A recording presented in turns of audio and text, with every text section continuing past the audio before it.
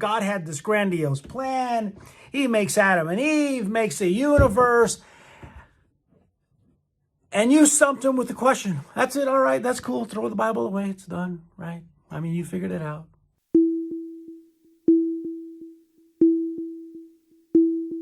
God is your master. The Bible is your textbook. The world is your classroom. And the people are your classmates.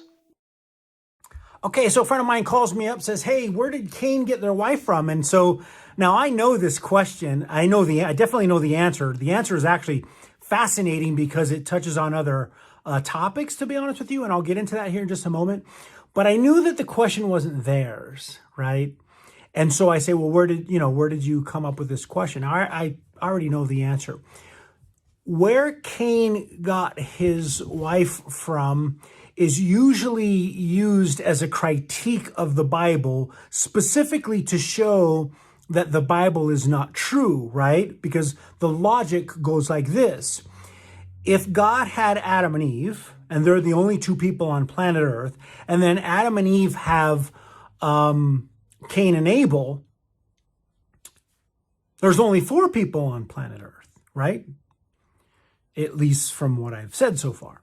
And then the Bible talks about Cain going off and having a wife, or marrying a wife, taking on a wife, making love to his wife.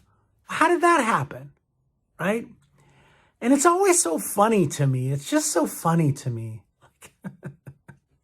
The question is so simple. The answer is so easy.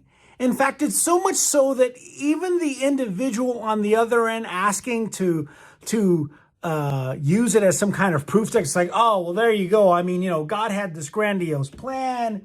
He makes Adam and Eve, makes a universe. And you stumped him with the question. That's it. All right. That's cool. Throw the Bible away. It's done. Right? I mean, you figured it out. I mean, it's so ridiculous. God had Adam and Eve. He created Adam and Eve. And what did he have them do? What did he say? Be fruitful and multiply. The Bible's very specific. Adam and Eve had other sons and daughters. Okay? Let's see here. Here we go. Genesis chapter 5. See, a lot of people don't like to read Genesis chapter 5 because it goes like this. And when Seth had lived 105 years, he became the father of Enosh. And after he became the father of Enosh, Seth lived on to 807 years. See, you read that and you just kind of go, wow, you get lost in all that and you don't want to read it. But it's there for a reason, because tucked in there, listen to this. When you get to Adam and Eve, right? When Adam and Eve lived 130 years, he had a son in his own likeness and in his own image. His name was Seth. After Seth was born, Adam lived 800 years and had other sons and daughters. I'm going to read that again. Adam lived 800 years and had other sons and daughters. So when God told Adam and Eve, be fruitful and multiply, he understood how this was going to work. You see, it's illegal for us to marry and essentially, reproduce with close family members, our brothers and sisters. Why? Why is that, right? It's kind of mentally weird, but the question is why. They didn't just come up with random laws.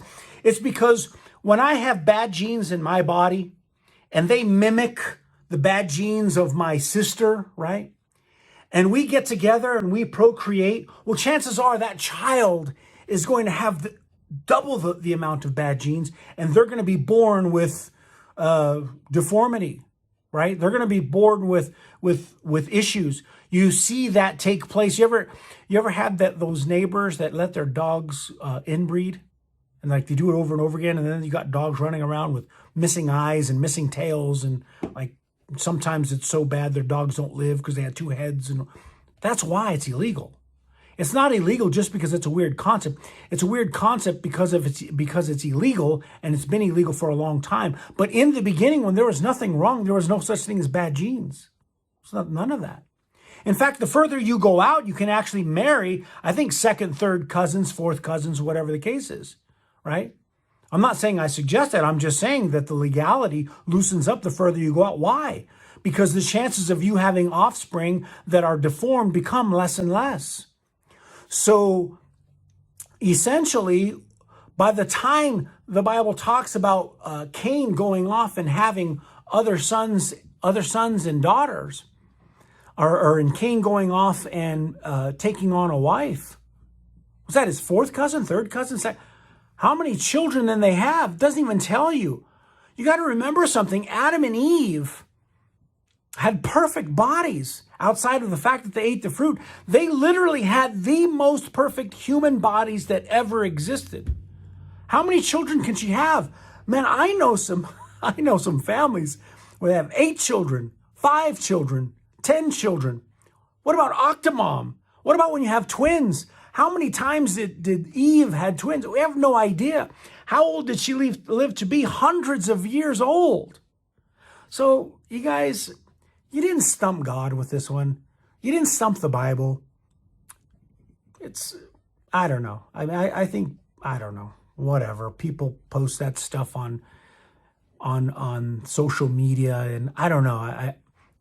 I tend to think that the people who post up questions like that as though it's a validity that the Bible can't possibly be true, it's not that they don't think it's true.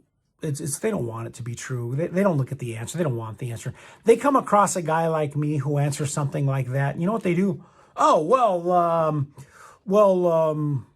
that's incest, right? I mean, they just come up with something else. It's called an ad hoc argument. They just keep coming up with something new, and it's just like a never-ending road. Then they'll move on to the next thing, and they'll move on to the next thing, because they can't handle the Bible being true. They don't want the Bible to be true, and so it gets into like, well, they'll say, well, the Bible couldn't possibly be true. Well, why not, right? Well, because Noah couldn't possibly fit all those animals in the ark. Really? Well, how big was the ark? Well, I don't know, they'll say. I go, okay, you don't know how big the ark was. How many animals did Noah have to put in there, right? Well, I don't know. So I'm going to make sure I understand this. You don't know how big the ark was. You don't know how many animals had to go in the ark, but you know it was impossible. It's ridiculous. Once you start looking at what he had to actually do and God's help in regards to getting it done, it's a no-brainer. It's easy. It's silly, right? The questions here aren't about these one-off, mysterious, easily answered questions. It's about whether or not you believe the Bible.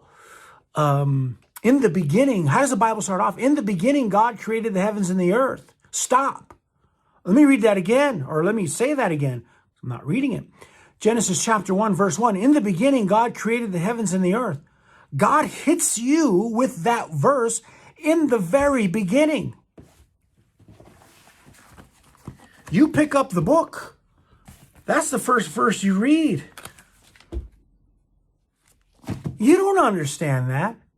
You don't know how he did it. You can't write that up on a chalkboard. This is way above you. It's above your pay grade. You're talking about a being that knows how many hairs are on your head, right? He knows how many hairs are here. I need a haircut. Apparently, barbers aren't essential. So you're talking about a being that's way above you. And he hits you with that first verse. In the beginning, God created the heavens and the earth. That's what he gives you to chew on. Now you either read on, and every subsequent verse is built upon that verse. If you can't handle that, put the book down. Because when you get over to Matthew and Mark and Luke and James, when you get over to the Gospel of John, when you get to Jesus walking on water, you're going to have a hard time swallowing that pill, my friend. You know why? because you forgot to remember that you're talking about the creator of the universe. He spoke a word and the universe was created. In the beginning, God created the heavens and the earth. If you can't swallow that, don't bother with trying to understand whether or not Jesus can walk on water. Anyway, it's very simple. The answers are there. If you have any questions, write them in, send them to me. I'll have fun with them. We'll look at them together, you and I. And make sure you send this video to some friends, because honestly, from the perspective of someone who actually studies the Bible, like studies it, this is child's play. This is game stuff. Okay, this is kid stuff. Try not to waste your time with that thinking. It reminds me of what Jesus said, and when they say, and Jesus asks, well, what do you say? Right? Because Jesus he's not interested in what the world is questioning. He's interested in what your questions are. Right? How does he get to your heart? Send this to a video, because I know you know at least a couple of people. Send this video to a couple of friends that need to hear this, because it's silly stuff. Okay? It's baby stuff. Let's get on to some meat. All right. Enjoy. Chat with you soon.